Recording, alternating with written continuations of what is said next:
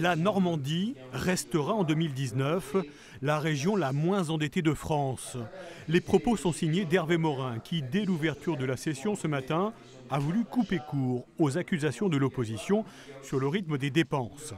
2 538 millions d'euros, c'est le montant du budget pour l'an prochain, avec comme priorité les transports, la formation professionnelle et l'emploi et le développement économique. C'est un budget qui tire les conséquences des besoins d'investissement en étant très attentif sur les dépenses de fonctionnement et en baissant de 15 millions d'euros les dépenses de fonctionnement.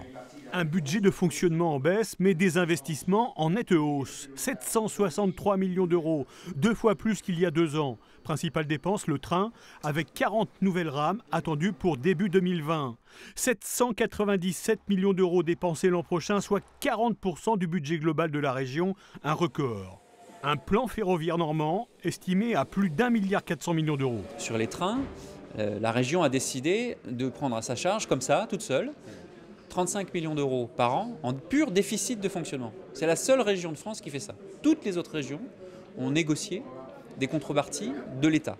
Et nous, on prend tout seul. On est un peu l'idiot du village ferroviaire en France. Le contribuable normand va devoir supporter en direct les déficits d'exploitation des lignes entre Paris et la Normandie qui s'élèvent à plus de 50 millions d'euros par an. Hervé Morin souhaite faire du train la colonne vertébrale de sa politique.